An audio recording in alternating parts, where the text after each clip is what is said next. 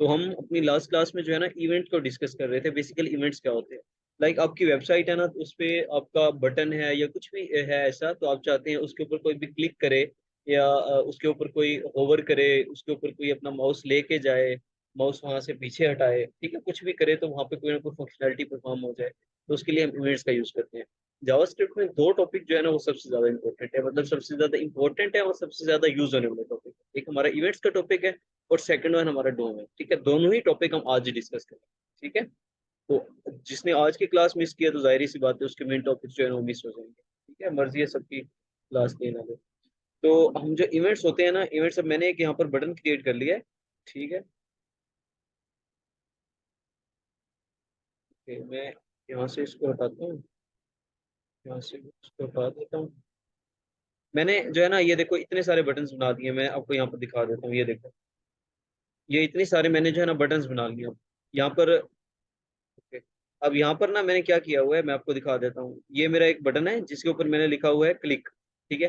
तो ये एक ऐसा बटन है जिस पे ऊपर हमने क्लिक की फंक्शनैलिटी अप्लाई की हुई है। तो यहाँ पर मैंने एट्रीब्यूट के अंदर एक इवेंट कॉल किया है ऑन क्लिक, और उस ऑन क्लिक पे मैंने ये फंक्शन कॉल कर दिया फंक वन नाम, ठीक है।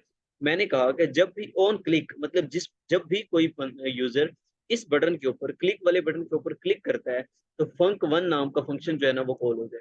और जावास्क्रिप्ट के अंदर मैंने फंक वन नाम का जो है ना फंक्शन क्रिएट कर दिया है, ठीक है। और इसके फंक्शन के अंदर मैंने क्या किया, अलर्ट जनरेट किया कि फंक्शन कॉल, कि आपका जो फंक्शन है ऑन क्लिक का या कोई भी फंक्शन है वो कॉल हो चुका है, ठीक है। तो ये काम बेसिकली मैंने किया है। यहाँ पर ऑन क्लिक का बटन है, ठीक है। उसके बाद जो दूसरा बटन है मेरे पास वो है डबल क्लिक, ठीक है। मतलब कोई भी यूजर उस पर डबल क्लिक अगर करता है तो फिर कौन सी फंक्शनलिटी परफॉर्म होती है, तो उसके लिए हमारे पास होते हैं ऑन डीबीएल क्लिक, ठीक है। On DBL stand for double. On DBL click हमारे पास इवेंट होता है डबल क्लिक की। इसी तरह से राइट क्लिक के लिए हमारे पास होता है ऑन कंटेक्स्ट मेन्यू, ठीक है। अब ये इवेंट्स है, ठीक है, कोई भी इसके ऊपर अब राइट क्लिक करेगा तो ये हमारा फंक्शन कॉल हो जाएगा। अब हम डिफरेंट फंक्शन भी कॉल कर सकते हैं, बट अभी के लिए मैंने जो है ना एक ही फंक्शन, मैंने कहा कौन बार बार फंक्शंस को क्रिएट करे, तो एक ही फंक्शन मैंने जो है ना बना दिया है, ठीक है। तो उसके बाद देखो होवर का फंक्शन है, तो उसके लिए हमारे पास होता है ऑन माउस एंटर, मतलब जैसे ही माउस आप एंटर करो। हम इसको वन बी वन देखते हैं। अब देखो ये है सबसे पहले क्लिक, ठीक है। तो इस पे जब हम क्लिक करते हैं तो हमारा फंक्शन कॉल होगा फंक वन नाम का। फंक वन वाले फंक्शन के अंदर मैंने अलर्ट जनरेट करवाई हुई है फंक्शन कॉल। तो जैसे ही मैं इस पे क्लिक किया मैंने, तो हमारा ये अलर्ट जनरेट हुई, उसमें लिखा हुआ है फंक्शन कॉल। तो मतलब मेरा ये इवेंट जो है क्लिक वाला इवेंट, ये बिल्कुल एग्जैक्टली परफॉर्म हो रहा है, ठीक है। उसके बाद मेरा आ जाता है डबल क्लिक। तो जब भी मैं इस पैटर्न पे डबल क्लिक करता हूँ तो मेरा फंक्शन जो है कॉल हो चुका है। दोबारा करके दिखाता हूँ, वन टू, ठीक है। दो बार मैंने क्लिक किया तो ये हमारा फंक्शन जो है कॉल हुआ और हमारी अलर्ट जो हमने फंक्शन के अंदर क्रिएट की हुई थी वो जनरेट हुई, ठीक है। उसके बाद आ जाता है राइट क्लिक। तो हमारे पास उसके लिए इवेंट जो है वो है ऑन कंटेक्स्ट मेन्यू। तो अब इसके ऊपर मैं राइट क्लिक जब करूंगा, राइट क्लिक मैंने किया, देखो फंक्शन कॉल होगी। अभी मैंने पहले लेफ्ट क्लिक किया था, देखो लेफ्ट क्लिक कर रहा हूँ कुछ भी नहीं हो रहा। जैसे ही मैंने राइट क्लिक किया तो हमारा फंक्शन कॉल होगा, ठीक है। तो राइट क्लिक का ये हमारे पास जो है ना वो होता है इवेंट होता है ऑन कंटेक्स्ट मेन्यू, ठीक है। उसके बाद होवर। अब इसके ऊपर हमारे पास क्या होता है, ऑन माउस एंटर। ये दोनों दो चीजें एक दूसरे से अपोजिट है। एक होता है ऑन माउस एंटर और दूसरा होता है ऑन माउस आउट, ठीक है। मतलब हमारा माउस जो है एंटर होगा और वहां से एग्जिट होगा, आउट होगा। तो अब देखो जैसे ही एंटर का मतलब है कि मेरा माउस ऊपर गया। अब होवर के ऊपर देखो जैसे ही मैं अपना कर्सर लेके जाऊंगा ना, मेरा फंक्शन कॉल हो जाएगा, ये देखो ऑटोमेटिक कॉल होगा, मैंने जो कोई क्लिक भी नहीं किया। अब माउस आउट का मतलब है, देखो मैं ऊपर कर्सर लेके गया कुछ भी नहीं हुआ, क्लिक किया कुछ भी नहीं होगा। जैसे ही मैं अपना कर्सर वापस लेके आऊंगा ना, वो वैसे ही कॉल हो जाएगा। देखो मैं वापस लेके आ रहा हूँ, जैसे मैं वापस लेके बाहर निकला बटन से, तो हमारा जो इवेंट था वो कॉल हो गया ऑन माउस आउट, ठीक है, इस तरह से। उसके बाद हमारे पास होता है ऑन माउस डाउन और ऑन माउस अप, ठीक है। अब डाउन का मतलब होता है नीचे, मतलब मैंने अपने माउस को नीचे किया, मीन्स दैट ये सेम टू सेम क्लिक की तरह वर्क कर रहा होता है, ठीक है।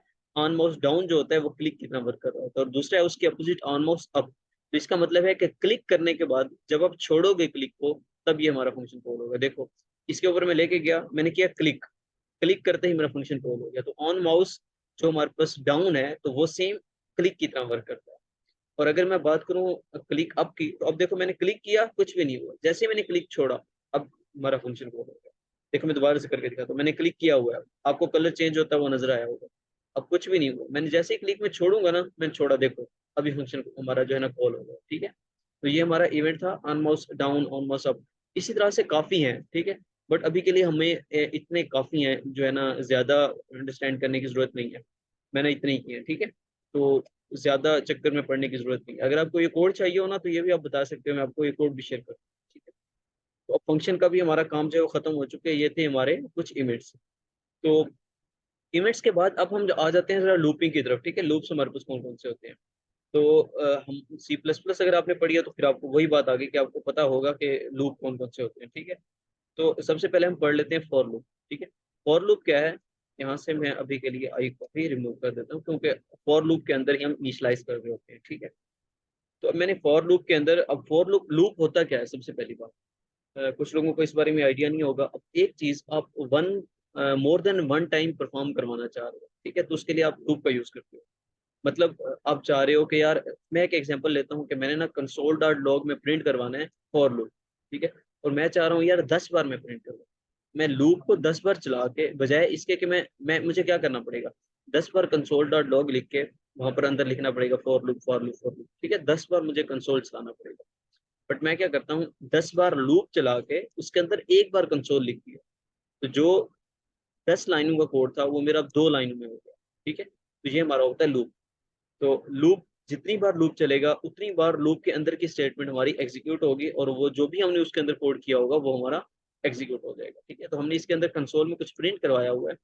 और हमारा ये लूपिंग होता कैसे है, सबसे पहले एक वेरिएबल लेते हैं और उसको इनिशियलाइज किया जाता है। ठीक है, अब फर्स्ट पार्ट में हमने एक वेरिएबल लिया आई नेम से और उसको इनिशियलाइज करवा दिया 0 से। उसके बाद उसका कंडीशन चेक की हमने कि क्या वो जो आई है वो लेस देन 10 है। हम लूप को 10 बार चलाना चाह रहे हैं। ठीक है, तो हमने 0 से स्टार्ट किया तो इसको लेस देन 10 कर दिया।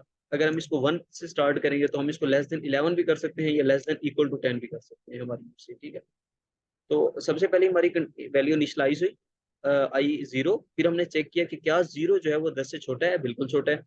अगर ये कंडीशन ट्रू होती है, ठीक है, तो इंक्रीमेंट नहीं करना, आगे आगे आई प्लस प्लस नहीं करना। जैसे ही हमारी ये कंडीशन ट्रू होगी तो नीचे की स्टेटमेंट एग्जीक्यूट हो जाएगी। ठीक है, अब देखो आई की वैल्यू हमने क्या इनिशियलाइज करवाई 0। क्या 0 10 से छोटा है, बिल्कुल छोटा है। जब छोटा है तो हमारी नीचे की कंडीशन जो है एग्जीक्यूट होगी। मैंने इस कंडीशन के अंदर क्या किया हुआ है, कंसोल डॉट लॉग में प्रिंट करवाया हुआ है फॉर लूप, और साथ में कनकैट किया हुआ है। मैंने अपनी लास्ट क्लास में आपको बताया था कि कनकैट करने के लिए हम प्लस का साइन यूज करते हैं जावास्क्रिप्ट के अंदर। ठीक है, तो मैंने यहाँ पर कनकैट करके साथ में आई को प्रिंट करवा दिया। मतलब आई का मतलब क्या है कि हमारा कौन सा इंडेक्स है, हम किस इंडेक्स पे हैं, 0th इंडेक्स पे हैं, वन इंडेक्स पे हैं, सेकंड इंडेक्स पे हैं, ठीक है, थर्ड इंडेक्स पे। तो ये हमारा साथ में इंडेक्स पे प्रिंट होता है। अब देखो स्टार्ट में हमारे पास आई की वैल्यू 0 थी, तो फॉर लूप 0। फिर हम जैसे ही हमारी ये कंडीशन ट्रू हो जाएगी, मतलब ये स्टेटमेंट एग्जीक्यूट हो जाएगी, तो उसके बाद लगेगा हमारा इंक्रीमेंट। आई की वैल्यू पहले 0 थी, अब प्लस प्लस होके 1 हो जाएगी। फिर कंडीशन चेक होगी, क्या 1 जो है वो लेस देन 10 है, बिल्कुल लेस देन 10 है। तो फिर हमारी ये कंडीशन जो है स्टेटमेंट जो प्रिंट होगी, उसके बाद दोबारा से इंक्रीमेंट लगेगा, 3 हो जाएगी, फिर 3 के लिए चलेगी, फिर 4 के लिए, फिर 5 के लिए, 6 7 8 और 9 के लिए। जब 10 हो जाएगा तो क्या 10 जो है वो लेस देन 10 है, नहीं, तो हमारी कंडीशन फॉल्स हो जाएगी और हमारा लूप जो है वो रुक जाएगा। ठीक है, तो अंदर की स्टेटमेंट प्रिंट नहीं होगी। तो अब जरा देखते हैं कंसोल के अंदर हमारे पास कहाँ से तक वैल्यू प्रिंट होंगी। जो हमने किया है अपना अंदाजा लगाया है, तो हमारे अंदाजे के मुताबिक हमारी वैल्यू 0 से स्टार्ट होंगी और 9 तक के होंगी। तो लेट मी चेक। ये देखो, फॉर लूप 0, फॉर लूप 1 से लेकर 9 तक। तो ये हमारा 10 बार चल गया, जीरो जीरो से स्टार्ट हो रहा है और 9 तक, तो ये हमारा 10 बार जो है ना फॉर लूप चल गया। तो अब हम जो चीज़ हमें 10 बार रिपीट करनी पड़ रही थी, अब हमने सिर्फ लूप को रिपीट किया और एक बार उसको प्रिंट करवाया, तो वो मेरा हमारा काम जो है हो गया। सबसे ज्यादा जो लूप हमारे पास 3 तरह के वैसे होते हैं नॉर्मली। एक होता है फॉर लूप, एक होता है वाइल लूप, एक होता है डू वाइल लूप। ठीक है, बट जो नॉर्मली यूज कर रहे होते हैं वो हम फॉर लूप का यूज कर रहे होते हैं। ठीक है, क्योंकि ये थोड़ा सा इजी टू यूज है, इसका सिंटैक्स थोड़ा सा इजी है बाकी यूज। ठीक है, अब वाइल लूप भी बिल्कुल वैसे ही लूपिंग है। ठीक है, लूपिंग सिस्टम है। अब इसमें क्या होता है, जैसे हमारे पास फॉर लूप था वैसे ही हमारा डू वाइल लूप है, सॉरी। ठीक है, अब इसके अंदर हमें ये वेरिएबल जो है ना वो पहले इनिशियलाइज करना पड़ता है। लाइक हमारे फॉर लूप में क्या था, हमने यहाँ पर फर्स्ट जो हमारा प्रोसेस था वो था हमने वेरिएबल को इनिशियलाइज करवाना था। बट यहाँ पर हमारा जो वेरिएबल होता है वो हम पहले इनिशियलाइज करवा लेते हैं। तो मैंने आई की वैल्यू जो है 0 से इनिशियलाइज करवा ली। देन मैंने वाइल लूप चलाया। अब यहाँ पर देखो, यहाँ पर क्या हो रहा है, सबसे पहले वैल्यू इनिशियलाइज हुई, देन हमारी कंडीशन चेक हुई।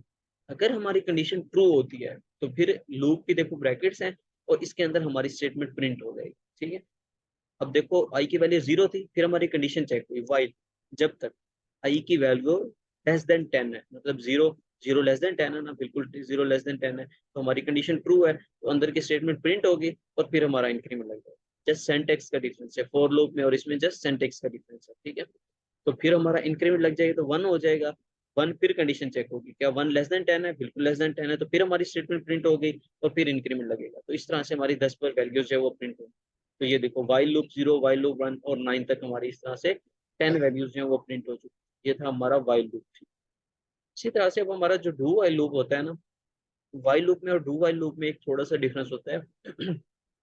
अब हमारा जो है ना, स्टार्ट में हमने यहाँ पर वेरिएबल को इनिशियलाइज करवा दिया आई इक्वल टू 0, ठीक है। उसके बाद अब हमारा जो है क्या होगा, वाइल लूप में क्या होता था कि हमारी कंडीशन चेक होती थी सबसे पहले। अगर हमारी कंडीशन ट्रू होती थी तो हमारा अंदर का कोड एग्जीक्यूट होता था। बट डू वाइल लूप में क्या है कि हमारी कंडीशन चेक नहीं होती, डायरेक्ट ही हमारा अंदर का कोड जो एग्जीक्यूट होता है, इंक्रीमेंट लगता है, उसके बाद एंड पे हमारी कंडीशन चेक होती है। अब लेट्स सपोज कि हमारी कंडीशन ही फॉल्स है। लाइक हम अगर लेट्स सपोज मैं कहता हूँ कि आई की वैल्यू हमने 10 रखी हुई है, तो क्या 10 लेस देन 10 है? नहीं ना, हमारी ये कंडीशन रोग हो गई। लेकिन फिर भी इवन स्टिल हमारा कोड एक बार चलेगा और एक बार स्क्रीन पर प्रिंट होगा। ठीक है, मैं आपको दिखा देता हूँ, ये देखो डू वाइल लूप 10। तो इसका मतलब क्या हुआ कि अगर बेशक हमारा कंडीशन हमारी गलत भी हो, तो भी एक बार कोड चलता है, उसके बाद हमारी कंडीशन चेक हो। ठीक है, मैंने यहाँ से 0 से स्टार्ट करवाया, तो अब देखो जरा, 0, डू वाइल लूप 0 से स्टार्ट हो और 9 तक ये हमारा जो है ना डू वाइल लूप चल रहा है। तो इस तरह से हमारे 10 स्टेटमेंट्स को प्रिंट करवा रहा है। ठीक है, तो ये थे हमारे लूप्स। अगर किसी को कोई इसमें कंफ्यूजन है, कोई चीज पूछनी है तो पूछ लो, अदरवाइज फिर हम अपने यहाँ पे अरेज के टॉपिक में जो है स्विच हो।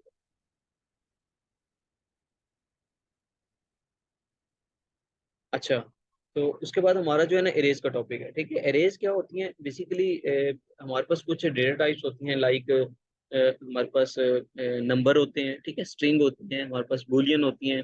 इस तरह से हमारे पास एरेज होते हैं, हमारे पास ऑब्जेक्ट्स होते हैं, ये भी हमारे डेटा टाइप्स होते हैं। हम ये कह सकते हैं कि जैसे हमारे पास एक वेरिएबल्स होती हैं, मैं पेंट जरा ओपन कर लेता हूँ। ये हमने बनाया एक वेरिएबल। वेरिएबल मैंने आपको स्टार्ट में बताया था कि वेरिएबल्स क्या होते हैं, बेसिकली मेमोरी लोकेशंस होती हैं। ठीक है, जब मैंने इस वेरिएबल का नाम रख दिया ए, ठीक है, तो एक हमारी मेमोरी के अंदर एक जगह बन गई, एक बॉक्स बन गया, एक डब्बा बन गया जिसका नाम रख दिया गया ए। और फिर मैंने कहा कि ए इक्वल टू 10, तो उस डब्बे के अंदर वैल्यू रख दी गई 10। ठीक है, अब हम चाह रहे हैं कि एक ऐसा डब्बा हो जिसकी जो वैल्यू है ना, जिसके अंदर हम मोर देन वन वैल्यूज को स्टोर करवा सकते हैं। लाइक मैं ये चाहता हूँ कि ये मेरा डब्बा है, इसके अंदर मैं मोर देन वन वैल्यूज 10, 20, 30, 40 इस तरह के डिफरेंट वैल्यूज जो है ना इस डब्बे के अंदर स्टोर करवा सकते हैं। तो इस डब्बे एक डब्बे के अंदर हम तो एक वैल्यू स्टोर करवा सकते हैं, हमारा जो वेरिएबल होता है। बट अगर हम एक डब्बे के अंदर एक से ज्यादा वैल्यूज को स्टोर करवाना चाह रहे हैं, तो फिर उसके लिए हमें क्या करना पड़ता है, इरेज का यूज करना पड़ता है। इरेज क्या होती है बेसिकली, लाइक एक वेरिएबल ही कह सकते हैं हम, कि हमारे पास एक वेरिएबल होता है, एक डेटा टाइप होता है, जिसके अंदर हम मोर देन वन डेटा को स्टोर कर सकते हैं। तो क्वेश्चन ये बनता है कि क्या हम एक ही डेटा टाइप की डेटा को स्टोर कर सकते हैं या more than one type of data को स्टोर कर सकते हैं। मुझे आंसर कौन करेगा, मैं एक मिनट से पूछूं। जी अलीशा मुझे आंसर करें। एक ही डाटा टाइप की। अच्छा ठीक है, आसिफ हमें रिस्पॉन्स करेंगे।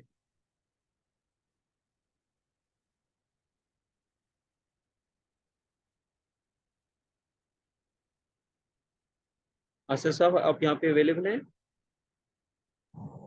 लेकिन वो कंडीशन आ जाती है कि अगर हमने अरे मेथड्स में, अगर मैंने पढ़ा था कि अगर उसमें अगर हम देखें तो उसमें हम फुल नेम मतलब अगर हम दे रहे हैं तो वो अपना हम स्ट्रिंग में दे रहे हैं, और अगर हम एज दे रहे हैं तो वो हम इंटीजर में भी दे सकते हैं। तो इस केस में हो सकता है दोनों में हो, अलग अलग में भी हो जाए।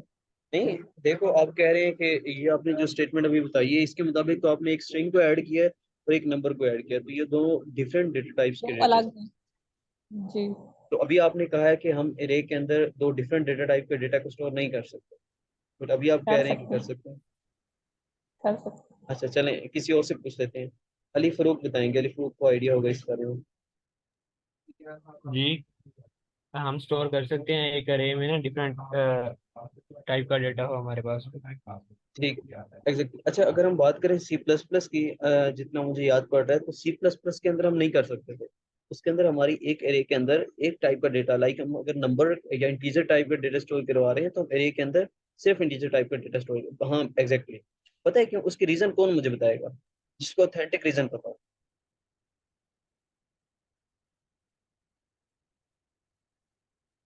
मैं ही पूछ लूँ, अलीशा ही बता दें चलो, कम से कम किसी को कुछ ना कुछ पता तो है।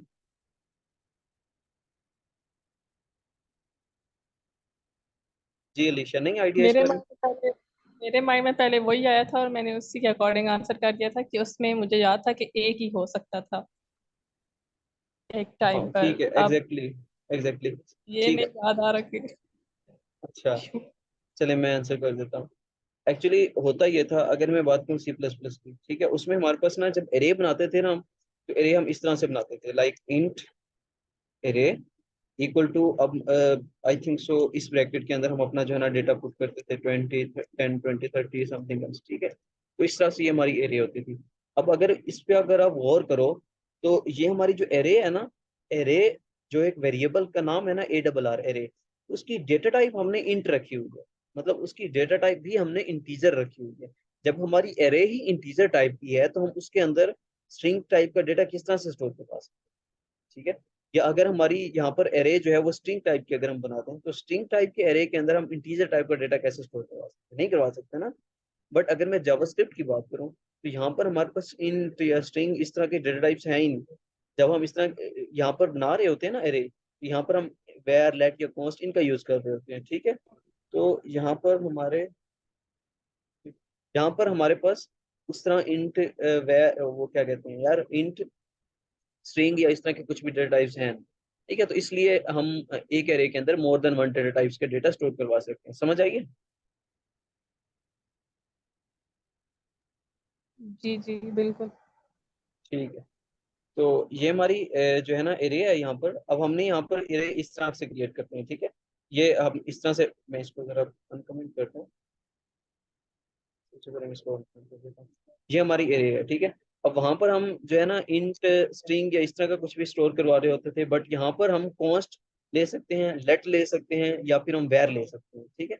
अब इन तीनों में से कुछ भी ले सकते हैं। मैंने यहाँ पर लेट ले लिया, और एरे ये मैंने सारा कुछ सारा इंटरनेट से उठाया है। पॉसिबल है कि आप क्लास के बाद जाके कहीं इंटरनेट से सर्च करो, आपके सामने ये कोड आ जाए, तो आपको यार सच में तो सारा इंटरनेट से उठाया, मैं पहले ही बता रहा हूँ आप लोगों को, मैंने इंटरनेट से उठाया सारा का सारा, ठीक है। इतना टाइम किसी के पास नहीं होता खुद से आए के। तो मैंने यहाँ पर जो है ना एक एरे क्रिएट किया है, जिसका नाम मैंने रखा है कार्स, ठीक है। और इसके अंदर ये मैंने डिफरेंट उसकी वैल्यूज, हाँ इसने BMW वोल्व और साब नाम की, ठीक है, कार्स के नेम इसने यहाँ पर, ब्रांड्स के नेम यहाँ पर लिखे हैं, ठीक है। तो ये हमारे पास एक एरिया क्रिएट हो गई है। अब इस एरे को अगर मैं एक्सेस करना चाहूँ तो मैं किस तरह से एक्सेस करूँगा, लाइक मैं कंसोल डॉट लॉग में यहाँ पर इसको एरे को प्रिंट करवा देता हूँ। तो मैं इसका एरे का नाम लिखूंगा कार्स, तो ये मेरी एरे जो है अब कंसोल में मेरे पास प्रिंट हो जाए। ये देखो यहाँ पर मेरे पास पूरी की पूरी एरे जो है वो प्रिंट हो चुकी है, और यहाँ पर ये हमें शो कर रहा है कि इस एरे के 3 इंडेक्सेस हैं और ये उसकी वैल्यूज हैं, ठीक है। अगर मैं इसको ओपन करता हूँ तो ये दिखा देगा कि 0 इंडेक्स पे ये वैल्यू पड़ी है, 1 इंडेक्स पे ये वैल्यू पड़ी है, और 2 इंडेक्स पे। आपने ये बात याद रखनी है हमेशा कि एरे के इंडेक्सेस जो है वो 0 से स्टार्ट हो रहे होते हैं, ठीक है। और लेंथ क्या है एरे की? 3। लेंथ का मतलब क्या होता है कि एरे के अंदर कितने इंडेक्सेस हैं टोटल, ठीक है। आपने ये परेशान नहीं हो जाना कि 0 से स्टार्ट हो रहे हैं और 2 पे एंड हो रहे हैं तो इसकी लेंथ 2 होगी, नहीं, इसकी लेंथ 3 ही होगी, ठीक है। और 0 1 और 2, 3 इंडेक्सेस हैं हमारे पास। तो अगर मैं इसका की कोई एक इंडेक्स अगर उठाना चाह रहा हूँ, तो एरे के अंदर घुसने के लिए फिर आपको उसका इंडेक्स लिखना पड़ता है। लाइक मैं अगर ये कहता हूँ कि कार्स का फर्स्ट इंडेक्स उठा दो, तो कार्स, और इसके जो है ना इस तरह से स्क्वायर ब्रैकेट के अंदर मैं उसका 0 इंडेक्स लिख देता हूँ कि इसके 0 इंडेक्स पे जो वैल्यू पड़ी है वो वाली उठा दो, तो इसने मुझे ये वाली वैल्यू जो है ना साफ जो है ये प्रिंट करवा दी, जो भी वर्ड, ठीक है। तो अगर मैं इसका सेकंड इंडेक्स उठाना चाहता हूँ तो मैं इसकी फर्स्ट इंडेक्स, तो इसकी फर्स्ट इंडेक्स की वैल्यू आ जाएगी। सेकंड इंडेक्स उठाना चाहता हूँ तो ये सेकंड इंडेक्स की वैल्यू आ जाएगी, ठीक है। बट अगर मैं ये चाह रहा हूँ कि मैं इसके सारे के सारे, अगर मैं पूरी की पूरी एरे उठाना चाह रहा हूँ, तो मैं सिर्फ और सिर्फ एरे का नाम लिखूंगा, बस पूरी एरे आ जाएगी। अगर मैं उसका कोई एक इंडेक्स उठाना चाह रहा हूँ तो मैं उसके साथ उसका इंडेक्स मेंशन कर दूंगा। बट अगर मैं उसके साथ उसका क्या कहते हैं, पूरी की पूरी एरे की वैल्यूज लेना चाह रहा हूँ, लाइक मैं ये चाहता हूँ कि मेरी स्क्रीन पर साब, वॉल्व और BMW ये तीन जो है ना ये प्रिंट हो जाए, तो फिर मुझे लूप यूज करना पड़ेगा, ठीक है। तो मैं या तो ये हो सकता है कि 1 by 1 उसके फर्स्ट इंडेक्स की वैल्यू प्रिंट करवाऊँ, फिर सेकंड इंडेक्स की, फिर थर्ड इंडेक्स की। अगर मेरे पास 50 इंडेक्सेस हो, मैं 50 के 50 इंडेक्सेस की वैल्यू तो नहीं प्रिंट करवा सकता 1 by 1। तो इसके लिए फिर मुझे लूप यूज करना पड़ता है। तो मैं यहाँ पर इसको कट करता हूँ, मैं आपको लूप यूज करके दिखा देता हूँ। फॉर लूप का हम यूज करेंगे। हमारे पास 3 इंडेक्सेस हैं।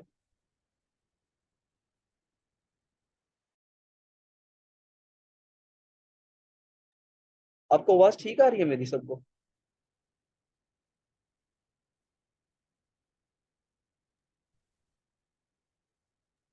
जी ठीक आ रही है।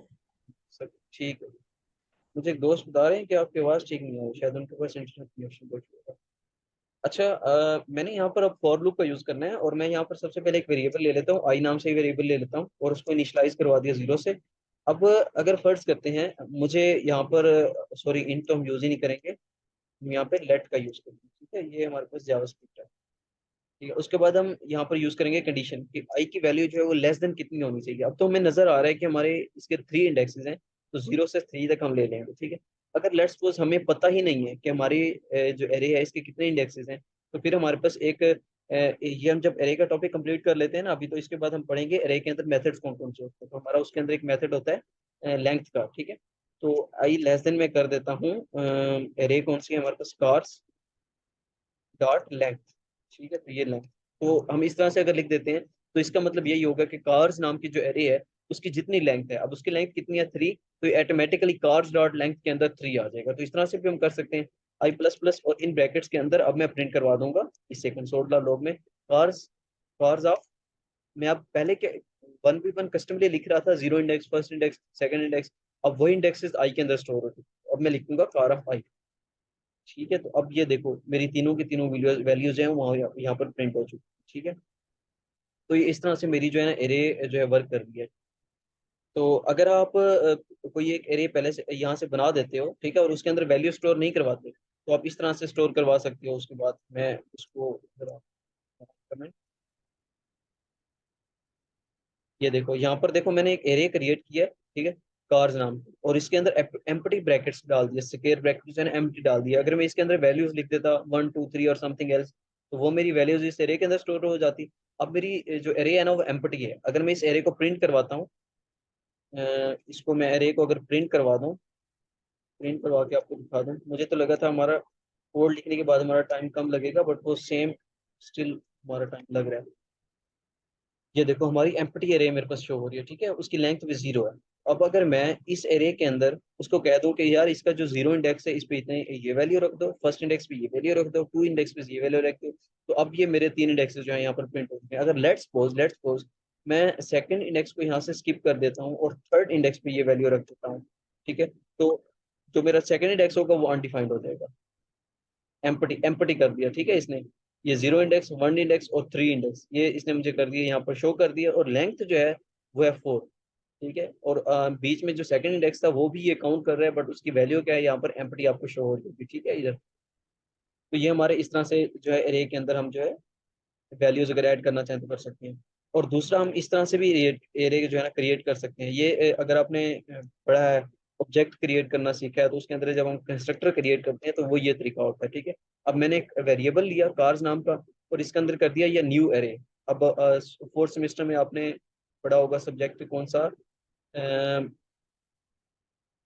एक सब्जेक्ट आपने पढ़ा होगा जिसके अंदर आपने जावा पढ़ी होगी, मेरे माइंड में नहीं आ रहा, डिजाइनिंग वाला जो होगा। ठीक है, एसडीए आपने पढ़ा होगा। ठीक है, एसडीए के अंदर आपने पढ़ा होगा कि आप ऑब्जेक्ट किस तरह से जावा के अंदर क्रिएट करते हो।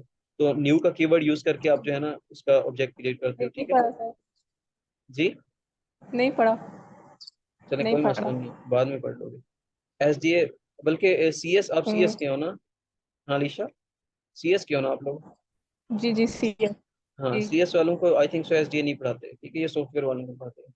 तो जावा तो आपने शायद अगर देखी हो, तो जावा के अंदर इस तरह से ऑब्जेक्ट क्रिएट कर रहे होते हैं न्यू का कीवर्ड यूज करके। ठीक है, तो यहाँ पर न्यू का कीवर्ड यूज करते हुए एरे का ऑब्जेक्ट क्रिएट किया लाइक। ठीक है, और इसके अंदर हमने अब यहीं पे वैल्यू स्टोर करवा दी कि ये इसकी वैल्यूज है। अब इस तरह से हम लिखेंगे, जब हम कंस्ट्रक्टर कॉल करते हैं ना, तो ये बेसिकली कंस्ट्रक्टर एक मेथड होता है, एक फंक्शन होता है। तो मैंने फंक्शन की क्या एग्जांपल बताई थी कि जिसके अंदर जिसके साथ ये स्मॉल ब्रैकेट्स होती है ना, वो हमारा मेथड होता है। ठीक है, तो ये मैंने एक मेथड क्रिएट कर दिया और न्यू के थ्रू। ठीक है, और इसके अंदर मैंने ये वैल्यूज जो है ना पास कर दी, तो ये वैल्यूज इसके इंडेक्सेस पे स्टोर हो जाएंगी और ये हमारे पास एरे क्रिएट हो जाएगी। अब अगर मैं इसको प्रिंट करवाता हूँ, तो ये देखो हमारी एरे ही क्रिएट हो चुकी है जिसके ये इंडेक्सेस पे वैल्यू स्टोर हो चुकी है। ठीक है, ओके जी। तो ये थी हमारी एरे। अब हम देख लेते हैं जरा एरे के मेथड्स के, कौन कौन से एरे के अंदर मेथड होते हैं। तो सबसे पहले तो लेंथ का मेथड होता है। ये मैं क्या करते हैं, मैंने साथ में लिख दिया है कि gives us the length of the array. अभी मैंने आपको करके दिखाया है कि हम इसको किस तरह से कर रहे थे। ठीक है, ये मेरी एक एरे है जिसके अंदर 1 2 3 4 जो है ना फ्रूट्स के नेम है, और कंसोल डॉट लॉग में मैंने फ्रूट्स डॉट लेंथ किया तो मेरे पास 4 जो है वो प्रिंट हो चुका है। अभी मैंने आपको लूप के अंदर करके दिखाया था। तो ये हमारा इस तरह से होता है। उसके बाद हमारे पास एक और मेथड होता है टू स्ट्रिंग का। अब ये टू स्ट्रिंग किस लिए यूज होता है, हमारी एरे है, हम चाहते हैं कि हमारी जो एरे है ना वो कन्वर्ट हो जाए स्ट्रिंग के अंदर, तो उसके लिए हम टू स्ट्रिंग का मेथड यूज करते हैं। लाइक ये हमारी एरे है ना, मैं इसको अभी के लिए कर देता हूँ जी क्लोज, कमेंट आउट, और इसको मैं करता हूँ कॉपी, और यहाँ पर मैं एरे को प्रिंट करवा देता हूँ सबसे पहले। देखो मैंने एरे को कराया यहाँ पर प्रिंट, तो हमारी ये एरे जो है ना इस तरह से प्रिंट हो रही है। 0 इंडेक्स पे ये है, 1 इंडेक्स पे ये है, उसके सारे के सारे इंडेक्सेस 1 by 1 प्रिंट हो रहे हैं। ठीक है, बट अगर मैं इसको टू स्ट्रिंग कर दूं कि इस एरे के ऊपर टू स्ट्रिंग का मेथड अप्लाई कर दिया मैंने, देखो मैंने कह दिया कि फ्रूट्स डॉट टू स्ट्रिंग कर दो, मैं यहाँ पर इसको कट कर देता हूँ। अब मैंने उसको साथ ही कंसोल करवा दिया, समझ आएगी मैंने यहाँ पर क्या किया, फ्रूट्स वाली जो एरे थी डॉट टू स्ट्रिंग कर दिया। तो जो मैंने उसको जब डॉट टू स्ट्रिंग का मेथड अप्लाई किया उस एरे के ऊपर, तो अब ये क्या करेगा, इस एरे को कन्वर्ट कर देगा एक स्ट्रिंग के अंदर। तो वो जो कन्वर्ट किया उसने, उसी को ही मैंने कंसोल डॉट लॉग में प्रिंट करवा दिया।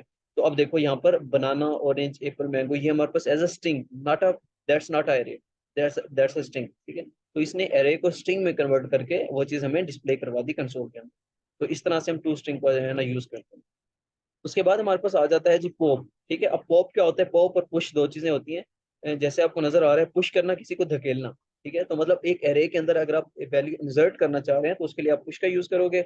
अगर वहां से आप निकालना चाह रहे हो वैल्यू तो वो आप पॉप का यूज करोगे। ठीक है, आप वो किस इंडेक्स पे यूज कर सकते हो, मतलब जो पॉप का मेथड है ना, वो लास्ट एलिमेंट को पॉप करता है, निकालता है। ठीक है, अब हमारे पास ये बनाना ऑरेंज एप्पल और मैंगो चार फ्रूट्स के जो नेम एक एरे क्रिएट की हुई है। अब फ्रूट्स डॉट पॉप किया जब मैंने, मुझे अब उसका इंडेक्स बताने की जरूरत नहीं है कि कौन सा इंडेक्स को डिलीट करना है। जब मैंने पॉप लिख दिया ना, तो पॉप ऑटोमेटिकली लास्ट इंडेक्स को जो है ना उड़ा देता है। ठीक है, मतलब ये मैंगो को उड़ा देगा। अगर उसके बाद मैं कंसोल करके आपको दिखा दूं, कंसोल डॉट लॉग करके मैं कर देता हूँ जी फ्रूट, फ्रूट या ना, हाँ फ्रूट्स। तो अब देखते हैं जरा, ये देखो हमारे 3 इंडेक्स बाकी बच चुके हैं, बनाना ऑरेंज और एप्पल। तो हमारा मैंगो जो है ना वो उड़ चुका है। अगर मैं इसको पॉप को हटा देता हूँ तो अब हमारे 4 इंडेक्सेस होंगे, ये देखो। ठीक है, अब ये मैंगो भी साथ में आ रहा है। जब हम पॉप को जो है ना यहाँ से रिमूव ऐड कर देते हैं, तो वो उसके लास्ट इंडेक्स पे, keep in mind last index पे ये वैल्यू ऑटोमेटिकली लास्ट इंडेक्स से वैल्यू को पॉप कर देगा।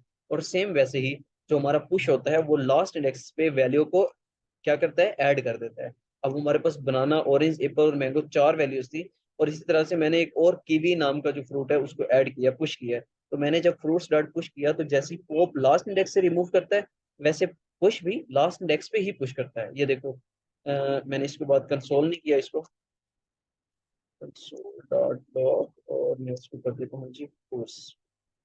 ओके जी, अब देखो हमारे 5 इंडेक्स प्रिंट हो चुके हैं। देखो कीवी जो है वो एंड पे हमारा डिस्प्ले हो रहा है इसके 4th इंडेक्स पे। ठीक है, तो इस तरह से पुश और पॉप जो है ना वो लास्ट इंडेक्स पे वैल्यू को ऐड और रिमूव करते हैं। तो इसके बाद हमारा आ जाता है शिफ्ट का मेथड। अब ये शिफ्ट का मेथड किस लिए यूज होता है, रिमूव द फर्स्ट इंडेक्स। ठीक है, अब ये बेसिकली क्या करता है कि एरे के अगर आप लास्ट इंडेक्स पे वैल्यू को रिमूव करना चाह रहे हैं तो आप पॉप करोगे, अगर आप फर्स्ट इंडेक्स पे वैल्यू को रिमूव करना चाह रहे हो देन आप क्या करोगे, शिफ्ट का यूज करोगे। अब ये शिफ्ट क्या करेगा, जो फर्स्ट इंडेक्स पे आपकी वैल्यू पड़ी है इसको करेगा रिमूव, और बाकी जितनी भी वैल्यूज हैं उसको पीछे करता जाएगा। मतलब ऑरेंज 0 इंडेक्स पे आ जाएगा, एप्पल फर्स्ट इंडेक्स पे, और मैंगो सेकंड इंडेक्स पे। अब इसके बाद मैं दोबारा से इसको कंसोल कर लेता हूँ, और मैं जी कर लेता हूँ इसको, मैं यार कॉपी कर लूंगा ताकि मुझे दोबारा दोबारा ये राइट आउट ना करना पड़े। तो ठीक है जी, अब देखो मैंने शिफ्ट किया तो ये फर्स्ट इंडेक्स से बनाना को रिमूव करेगा, ऑरेंज एप्पल और मैंगो को डिस्प्ले कर देगा। अब देखो 3 इंडेक्सेस हैं, ऑरेंज एप्पल और मैंगो, ऑरेंज एप्पल और मैंगो। तो बनाना हमारे यहाँ से रिमूव हो चुका, मतलब फर्स्ट इंडेक्स पे इसने जो वैल्यू थी उसको किया रिमूव, और बाकी जो रिमेनिंग थे, ऑरेंज को 0 इंडेक्स पे ले आया, एप्पल को 1 पे, और मैंगो को 3 पे, और इसकी लेंथ जो है वो 3 बच चुकी है हमारे पास। ठीक है, पहले 4 थी। तो इसी तरह से अब हमारे पास होता है अनशिफ्ट। जैसे शिफ्ट था वो फर्स्ट इंडेक्स से वैल्यू को रिमूव करता था, अनशिफ्ट क्या करता है, फर्स्ट इंडेक्स पे वैल्यू को ऐड करता है। तो अब ये हम यहाँ पर मैंने एक एरे लिया है सेम वैसे फ्रूट्स नाम की, और इसके अंदर ये 4 फ्रूट के नेम है, और अनशिफ्ट किया लेमन। अब ये लेमन जो है ये फर्स्ट इंडेक्स पे मतलब 0th इंडेक्स पे हमारा ऐड हो जाएगा। अब मैंने इसको दोबारा से प्रिंट करवाया तो अब देखो सबसे पहले लेमन शो हो रहा है, देन बनाना, ऑरेंज, एप्पल और मैंगो। ठीक है, बनाना, ऑरेंज, एप्पल और मैंगो फोर्थ, और जो जीरो इंडेक्स पे हमारा लेमन जो है शो हो चुका है। ठीक है, तो ये हमारा मेथड था कौन सा, अनशिफ्ट। तो इसी के साथ साथ अब मेरा एक मेथड होता है कनकैट। अब कनकैट ऑलरेडी मैं आपको बता चुका हूँ कनकैट होता क्या है। क्या कौन मुझे बताएगा कनकैट क्या होता है, जल्दी से जल्दी से।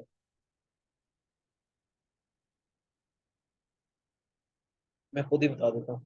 कनकैट बेसिकली दो स्ट्रिंग्स को जोड़ने के लिए होता है, स्ट्रिंग को या नंबर को आपस में जोड़ने के लिए, या दो स्ट्रिंग्स को आपस में जोड़ने के लिए। तो एरे के अंदर भी कनकैट नाम का मेथड होता है, जो बेसिकली क्या करता है, मोर देन वन स्ट्रिंग्स को आपस में जोड़ देता है। ठीक है, तो हमारे पास एक जो है ना यहाँ पर स्ट्रिंग है, सॉरी एरे है, माई गर्ल्स। ठीक है, इसके अंदर ये दो नाम है। ठीक है, उसके बाद एक एरे है माई बॉयज, नाम्स को इग्नोर करोगे आप लोग, ये तीन बॉयज के नेम है। अब यहाँ पर एक मैंने न्यू एरे जो है ना वो क्रिएट कर लिया, माई चिल्ड्रन। इसके अंदर मैंने कहा कि माई गर्ल्स डॉट कंकैट कर दो माई बॉयज, मतलब एक first array dot concat second array. तो ये इस तरह से क्या होगा, दोनों एरेज आपस में मर्ज हो जाएंगी, कंकैट हो जाएंगे, और अब वो दोनों किसके अंदर स्टोर हो जाएंगी, माई चिल्ड्रन नाम के एरे के अंदर। और माई चिल्ड्रन को मैंने यहाँ पर कंसोल करवा लिया। तो ये देखो, ये दोनों को मर्ज करके इसने, ये पहले दो जो है गर्ल्स वाले नेम है, ठीक है, ये वाले, अब ये पता नहीं क्या नेम, और उसके बाद जो है ये तीन जो है बॉयज वाले नेम। तो इस तरह से ये हमारा कंकैट का जो मेथड है वो यूज होता है। ये मैं इसलिए जस्ट गो थ्रू करवा रहा हूँ क्योंकि आपने ऑलरेडी किए भी हुए हैं कल की क्लास में, जिसने नहीं किए वो उसकी मिस्टेक है। मैंने तो जो है ना आपको टास्क असाइन किया था ये। तो अब ये हमारा आगे आ जाता है फिल्टर का मेथड। अब ये बेसिकली फिल्टर का मेथड किस लिए यूज होता है, नाम से ही आपको लग रहा है फिल्टर करना किसी को, फिल्टर मीन्स दैट सर्च करना। ठीक है, अब जावास्क्रिप्ट के अंदर काफी सारी ऐसी सिचुएशंस आएंगी जब आप सर्च करना चाहोगे। आप सर्च करोगे कि यार जो हम डेटाबेस से डेटा को गेट कर रहे हैं, वहां पे जिस स्टूडेंट की आईडी 914 है उसका सारा का सारा रिजल्ट हमारे सामने आ जाए। ठीक है, तो हम फिल्टर कर रहे हैं, सर्च कर रहे हैं। तो हम किसकी बेस पे करेंगे, आईडी के बेस पर या किसी भी चीज की बेस पर, वो बेसिकली फिल्टर के मेथड के थ्रू करेंगे। अब फिल्टर का मेथड क्या होता है, ये हमारे पास एक एरे पड़ी है, जब हमारा बैकएंड से डेटा आ रहा होता है ना वो बेसिकली जेसन फॉर्मेट में होता है। ठीक है, उसको हम कन्वर्ट करते हैं पहले एरे के अंदर, लाइक हम ये कह सकते हैं कि वो ऑब्जेक्ट फॉर्मेट में होता है, उसको हम कन्वर्ट करते हैं एरे के अंदर।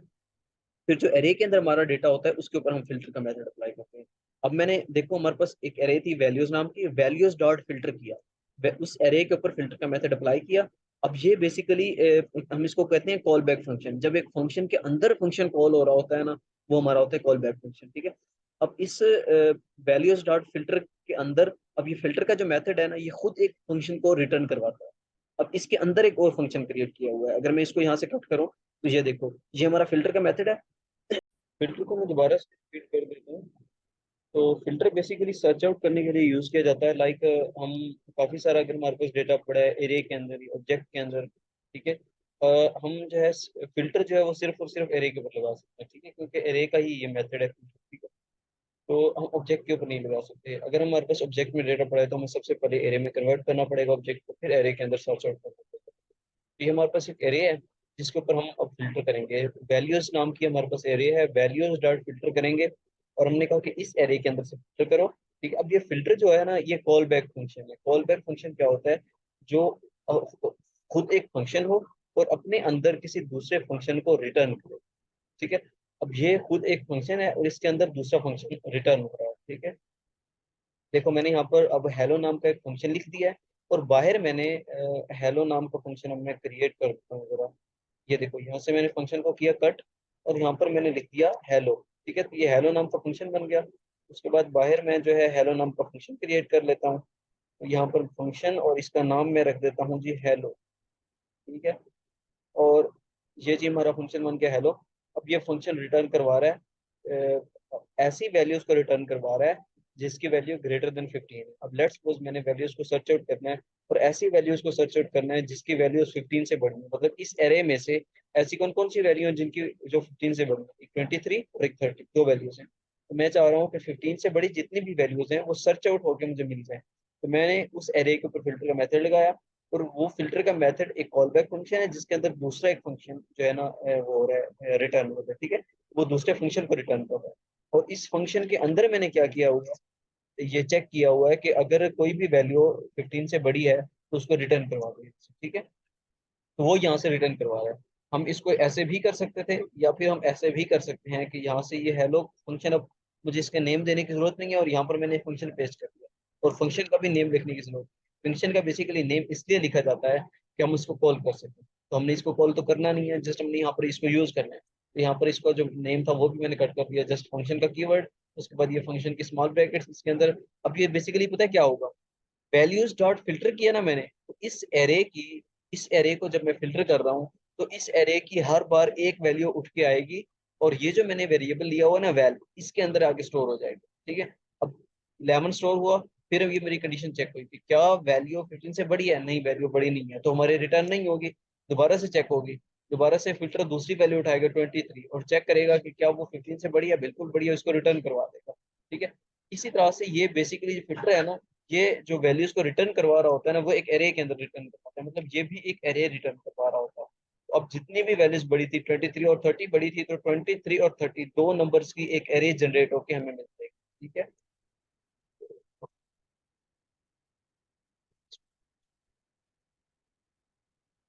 तो ये हमें जो है ना दो नंबर की एरे जो मिल चुकी है, जीरो इंडेक्स पे 23 और फर्स्ट इंडेक्स पे 30। ठीक है, तो ये इस तरह से हमारा जो है ना फिल्टर का मेथड वर्क करता है।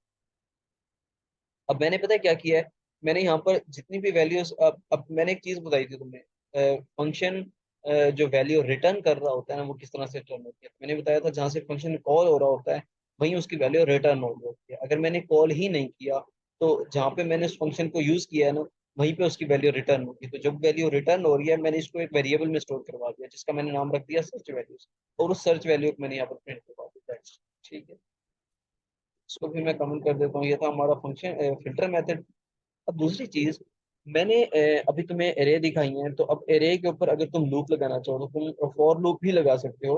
बट एरे के अंदर जो यूज होता है ना जावास्क्रिप्ट में, जो ज्यादा अप्रोप्रिएट है, उसके बेस्ट कॉम्बिनेशन है वही for loop, for each loop. ठीक है, अब फॉर लूप के अंदर हमें क्या करना पड़ता है, हमें बताना पड़ता है कंडीशन कि हमारा लूप कितनी बार चलेगा। ठीक है, लाइक अगर हमारी एरे 5 इंडेक्सेस पर इंसिस्ट करती है, तो हम उसको बताएंगे कि हमारा लूप 5 बार चलेगा।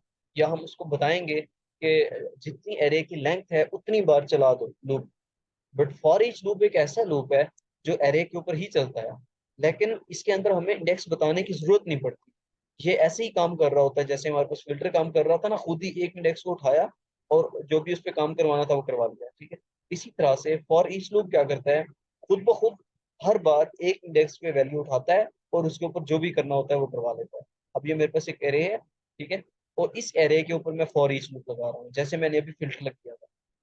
तो वो जैसे कॉल बैक फंक्शन था, सेम वैसे ही फॉर ईच लूप भी एक कॉल बैक फंक्शन। ठीक है, तो अब ये क्या करता है, सबसे पहले तो मैंने एक एरे ले ली जिसके अंदर मैंने 4 डिजिट्स ले लिए। अब मैंने क्या किया, यहाँ पर उसी एरे से नंबर्स डॉट फॉर ईच करके यहाँ पर इसके अंदर मैंने एक फंक्शन पास कर दिया, जैसे अभी मैंने फिल्टर के अंदर किया था। ठीक है, और इस ये पर मैंने बाहर एक वेरिएबल ले लिया सम नाम का, जिसकी वैल्यू मैंने इनिशियलाइज करवा दी 0 से। अब मैं चाह रहा हूँ कि जैसे ही एक नंबर आए उस नंबर को सम के अंदर डालते जाओ। ठीक है, तो सम की वैल्यू पहले 0 थी, प्लस जो वैल्यू आएगी, लाइक सबसे पहले 65 आएगी तो सम की वैल्यू 65 हो जाएगी। फिर हमारी 44 आएगी तो 65 प्लस 44। इसी तरह से फिर 12 और 4 आएंगे तो वो भी इसमें ऐड होके सम की वैल्यू अपडेट होती रहेगी। और उसके बाद जो ही मैं लूप से बाहर निकला हूँ, मैंने सम को जो है ना कंसोल में प्रिंट करवा दिया। ठीक है, अब यहाँ पर मैंने क्या किया है, जैसे ही हमारा फिल्टर का मेथड था सेम वैसे ही ये अंदर कॉल बैक मेथड है, और ये एक मेथड अंदर रिटर्न करवा रहा है, और इस मेथड के अंदर मैंने एक वेरिएबल ले लिया है। अब हर बार जो एक वैल्यू पिक करेगा ये फॉर ईच लूप, वो स्टोर करवा देगा आइटम के अंदर, और इसी आइटम के जो वैल्यू है वो हमने आगे यूज कर लिया। ठीक है, समझ आ गई है, समझ आई है। सुमुम बुकमुम उमयुम फहम ला युरजिऊन। हाँ ये समझ। चलो शुक्र। अच्छा जी, ये था हमारा फॉर ईच लूप जो कि हम एरे के ऊपर यूज कर सकते हैं। इसी तरह से हमारे पास एक और लूप भी होता है, फॉर इन लूप। ठीक है, ये अक्सर जो है ना लोग कंफ्यूज हो जाते हैं कि फॉर ईच लूप कहाँ पे यूज होता है और फॉर इन लूप कहाँ पे यूज होता है। फॉर ईच लूप जो है वो एरेज पे यूज होता है, और फॉर इन लूप जो है वो ऑब्जेक्ट्स में यूज होता है। ठीक है, फॉर ईच लूप हमें लग रहा है कि हर ईच वैल्यू के लिए, एरे की ईच वैल्यू के लिए, हर वैल्यू के लिए वो खुद ब खुद चलता है। ठीक है, फॉर इन भी ऐसे ही होता है। अब इसके अंदर आगे हम पढ़ते हैं ऑब्जेक्ट। अब ऑब्जेक्ट क्या होता है हमारे पास डिफरेंट अगर वैल्यूज हैं और हम उनको एक वेरिएबल के अंदर स्टोर करवाना चाह रहे हैं तो हम उसको एरे के अंदर स्टोर करवाते हैं। बट अगर हमारे पास कुछ ऐसी वैल्यूज हैं जिनकी हम कह सकते हैं कि वेरिएबल के साथ साथ उसकी वैल्यू हम स्टोर करवाना चाह रहे हैं। लाइक हम चाहते हैं कि नेम है ना, तो नेम के अंदर हम कहते हैं कि फर्स्ट नेम हो, लास्ट नेम हो, मिडिल नेम हो, ये तीन वैल्यूज आ जाती हैं नेम के अंदर, तो हम उनको एक एज अ ऑब्जेक्ट पास कर देते हैं। या अगर फर्ज करते हैं मेरी एक गाड़ी है, ठीक है, तो मैं चाहता हूँ कि ये कार का सबसे पहले नेम आए, ठीक है, तो नेम उसका कुछ होगा, उसका कुछ टाइप होगी, उसका कोई मॉडल होगा, उसका कोई कलर होगा, ठीक है, उसकी कुछ प्राइस होगी, ठीक है, उस इसी तरह से उसकी नंबर प्लेट होगा, ठीक है, इस तरह की चीजें जो है ना मैं उनको स्टोर करवाना चाह रहा हूँ, तो अब मुझे ऑब्जेक्ट लेना पड़ेगा। अगर तो मैं ऐसा करूँ कि यहाँ पर ले लूँ जी एक एरे, और उस एरे के अंदर मैं कह दूं कि सबसे पहले इसकी टाइप स्टोर करवा दो, P8 उसने सर्च करवाया हुआ है, सेव करवाया हुआ है, फिर उसका मॉडल जो है लेट्स सपोज मैं कह देता हूँ कि 2017 या कुछ भी इस तरह के अगर मैं स्टोर करवाना चाहूँ तो मैं करवा सकता हूँ। बट मैं चाह रहा हूँ कि साथ में उसके जो वैल्यूज हैं वो भी शो हों, तो अब मुझे ऑब्जेक्ट बनाना पड़ेगा। लाइक टाइप, ठीक है, फिर टाइप की वैल्यू, फिर मॉडल की वैल्यू, फिर कलर की वैल्यू, ठीक है, इस तरह का जो सिनेरियो होता है ना, इसके लिए मुझे ऑब्जेक्ट क्रिएट करना पड़ता है। तो सेम जैसे मैंने एरे का एक वेरिएबल लिया था, वैसे ही मैं एक ऑब्जेक्ट का वेरिएबल लूंगा। और अब जो एरे थी ना, ये चीज थोड़ी सी कंफ्यूजिंग होती है कुछ स्टूडेंट्स के लिए, क्योंकि आप लोगों ने सी प्लस प्लस पढ़ी होगी, तो सी प्लस प्लस में इस तरह से जो करली ब्रैकेट होती थी ना, वो एरे के लिए यूज होती थी। बट यहाँ पर जावास्क्रिप्ट के अंदर ये जो करली ब्रैकेट है, ये इसके लिए ऑब्जेक्ट के लिए यूज होती है। मैं ठीक कह रहा हूँ ना? वहाँ पे एरे के लिए ये चीज यूज होती थी, if I am not wrong.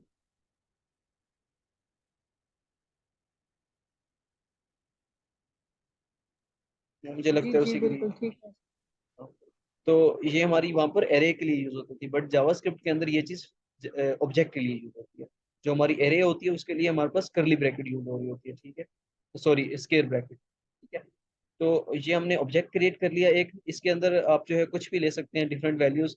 अब अगर मैं इसको पूरे को पूरे ऑब्जेक्ट को प्रिंट करवा देता हूँ, तो मेरे पास पूरा का पूरा ऑब्जेक्ट प्रिंट हो जाएगा, जैसे हमारे पास एरे प्रिंट होती थी, ठीक है।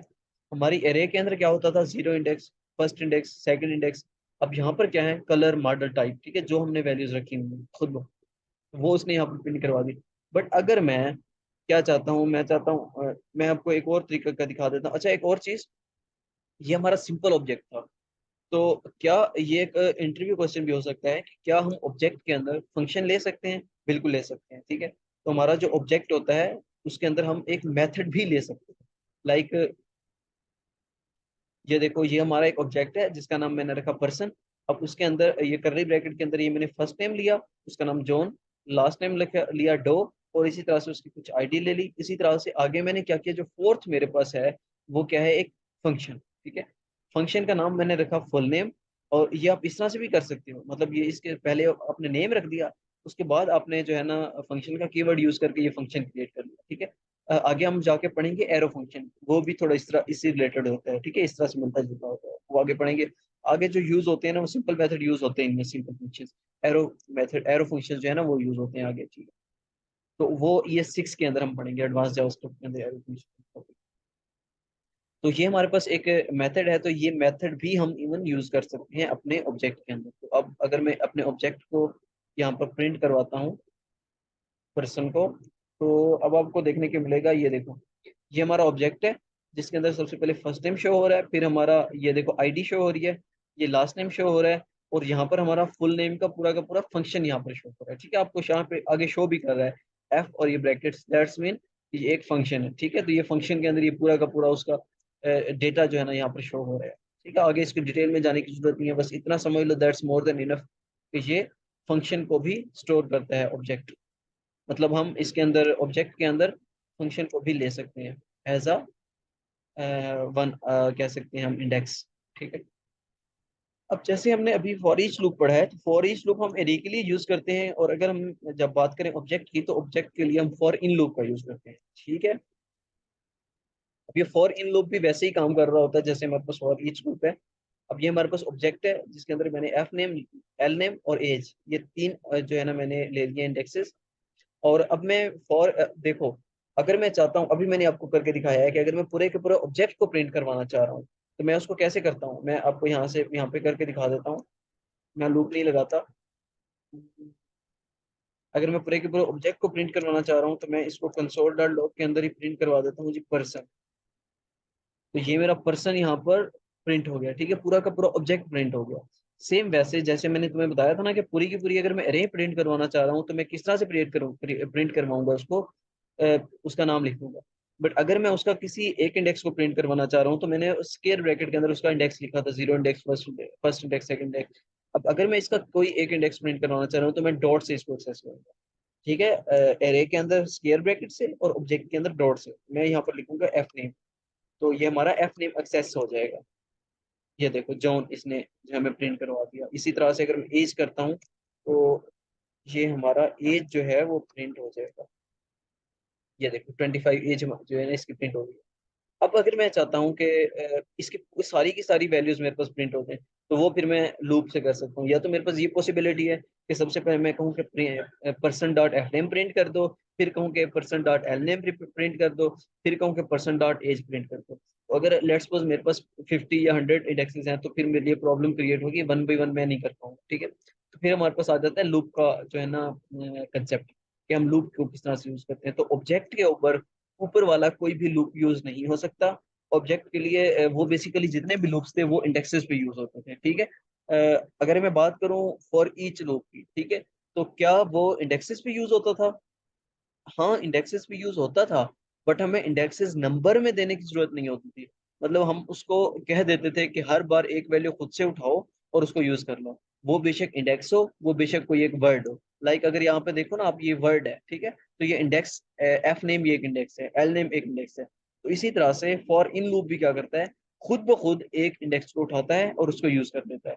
तो अब हमने क्या कहा, फॉर लिखा और इसके अंदर मैंने एक वेरिएबल लिया, मतलब लेट एक्स। ठीक है, लेट एक्स ले लो, कॉन्स्ट ले लो, वेर ले लो, इन पर्सन, मतलब इन फॉर इन लूप है।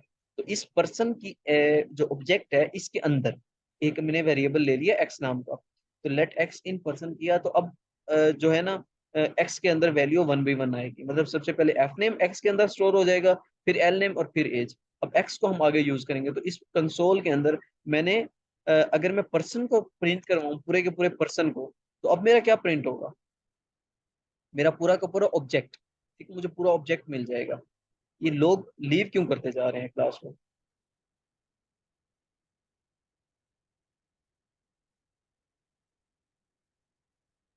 तो ये हमारा जो है पूरा का पूरा ऑब्जेक्ट प्रिंट हो जाएगा अगर मैं पर्सन को प्रिंट करवाता हूँ। बट अगर मैं इसके किसी एक इंडेक्स को प्रिंट करवाना चाह रहा हूँ तो फिर मैं किस तरह से क्रिएट क्रिएट प्रिंट करवाऊंगा, डॉट यूज करके। बट अभी मैंने आपको बताया है कि फॉर इन लूप क्या करता है, सब वैल्यूज को वन बाई वन पिक करता है एज अ इंडेक्स। ये आपने बात याद रखनी है, ये बहुत इंपॉर्टेंट चीज है कि एज अ इंडेक्स पिक करता है। अब ये एक्स जो उसने पिक किया है, ये उसने एज अ इंडेक्स पिक किया है। अब इसको मैं पर्सन डॉट एक्स नहीं कर सकता। ठीक है, पर्सन, ये मैं स्क्वायर ब्रैकेट के अंदर एक्स यूज करूंगा क्योंकि ये अब एक इंडेक्स बन चुका है। ठीक है, तो अब ये हमारे सारी की सारी ऑब्जेक्ट की जितनी भी वैल्यूज थी वो प्रिंट हो गई हैं। अगर मैं चाहता हूँ कि मेरे पास ये प्रिंट हो, एफ नेम एल नेम और एज प्रिंट हो, ये मुझे कौन बताएगा कि किस तरह से मैं प्रिंट करवा सकता हूँ?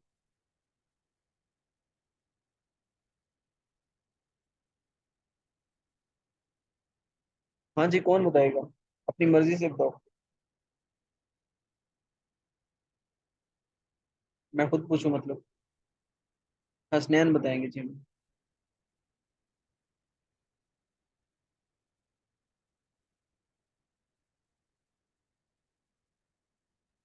जी हसनैन भाई, आप क्लास में अवेलेबल हैं?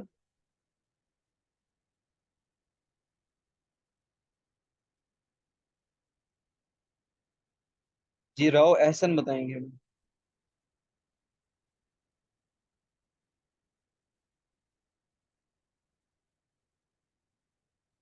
यार अगर लेट्स सपोज आपको क्वेश्चन का आंसर नहीं पता तो कम से कम रिस्पॉन्स तो किया करें ना, टाइम तो कम से कम वेस्ट ना हो।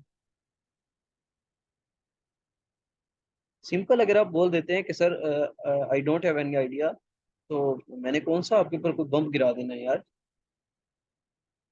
इवन ये तो शुक्र है मैं आपसे दूर बैठा हूँ, आपके सामने नहीं बैठा। जी, अली फरूक बताएंगे। क्वेश्चन रिपीट कर दीजिएगा। जी मैं ये पूछ रहा हूँ कि ये हमारे पास अगर मैं इंडेक्स को प्रिंट करवाना चाह रहा हूँ, लाइक आंसर तो मैंने कर ही दिया है। ये मेरे जॉन डो और 25 ये प्रिंट हो रहे हैं। ठीक है, अगर मैं चाहता हूँ कि मेरी ये प्रिंट हो एफ नेम एल नेम और एज, तो ये मैं किस तरह से प्रिंट करवा सकता हूँ? अभी उसका, उसके लिए हम की यूज करेंगे शायद। किस तरह से यूज करेंगे बताओ? अभी उसका आइडिया। Someone else, Alisha?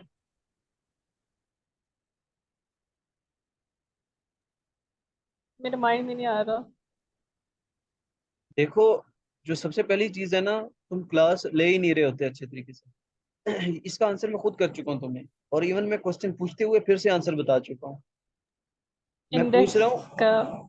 मैं पूछ रहा हूँ कि इंडेक्स किस तरह से हम पिक करेंगे। ये मैंने अभी ये चीज आपको बताई है कि ये जब हम इसको फॉरिन लूप को यूज करते हैं, अब ये जो इसने एक्स है ना, इसको एज अ इंडेक्स पिक कर रहा है यार वो। जिस तरह से हमारे पास 0, 1 और 2 इंडेक्सेस होते थे, अगर मैं ऑब्जेक्ट को प्रिंट करवाऊं तो ये मेरे पास एफ नेम, एल नेम और एज बिल्कुल वैसे ही यूज होते हैं जैसे हमारे पास 0, 1 और 2 इंडेक्सेस यूज हो रहे होते थे। तो अगर इसको हमने प्रिंट करवाना है, दैट्स मीन हमने इंडेक्सेस को प्रिंट करवाना है। तो इंडेक्स कहाँ पे स्टोर है? एक्स के अंदर स्टोर है। तो अगर मैं एक्स को यूज करूं, क्या मैं वो वैल्यूज ले सकता हूँ? Let me check. ये देखो, एफ नेम, एल नेम और एज, दैट्स इट। बिल्कुल सिंपल सी चीज है यार। ठीक है।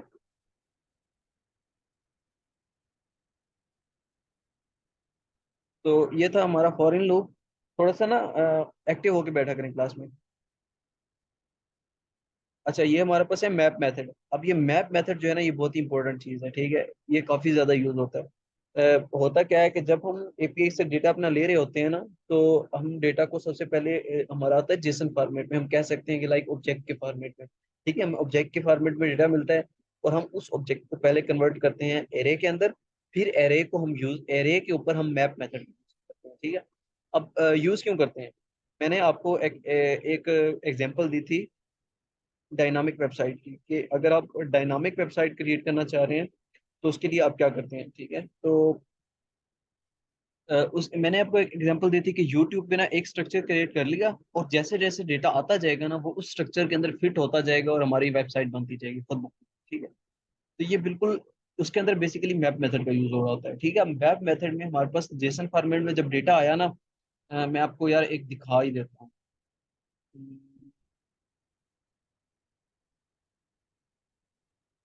एपीआई डेटा इन जेसन फॉर्मेट।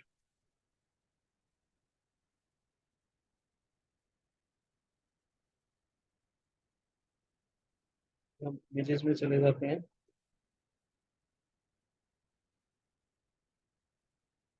तो ये इस तरह से हमारा डेटा होता है। ये देखो, ठीक है। अब ये ऐसे समझ लें कि ये एक एट्रीब्यूट है, और इसका डेटा आ रहा है N I D, UV I D, V I D, language, status, title, created, change, ये सारी इसकी ना वैल्यूज आ रही हैं, ठीक है। आपको ये नजर आ रहा होगा कि आपका ये जेसन फॉर्मेट में, जैसे हमने अभी ऑब्जेक्ट पढ़ा है ना, बिल्कुल वैसे हमारा ये डेटा है, ठीक है। जेसन फॉर्मेट में इसको बोलते हैं, ठीक है। अब ये फर्ज करते हैं ये एक ऑब्जेक्ट आपके पास आ रहा होता है, ठीक है। ये आप देख सकते हो कि ये ऑब्जेक्ट क्रिएट किया हुआ है, ठीक है। तो अब अब ये जो हमारे पास, लेट्स सपोज मैं कहता हूँ कि ये हमारे पास एक वीडियो का डेटा आ रहा है। उस वीडियो की आईडी, उस वीडियो की लैंग्वेज, उस वीडियो का स्टेटस, उसका टाइटल, उसकी इमेज, ठीक है। उस तरह उसके सारा का सारा डेटा। अब इसी तरह से हमारे पास जो दूसरी वीडियो आएगी, उसका भी सेम ऐसे ही डेटा आएगा। उसका स्टेटस, उसकी आईडी, उसकी लैंग्वेज, उसका टाइटल, उसकी इमेज, ये सारी वीडियोस का 1 बाय 1 डेटा आएगा, ठीक है। तो इन वीडियोस को जो डेटा आएगा हमारे पास, हम उसको सबसे पहले जो ऑब्जेक्ट में आ रहा होगा डेटा, हम उसको एरे में कन्वर्ट करेंगे।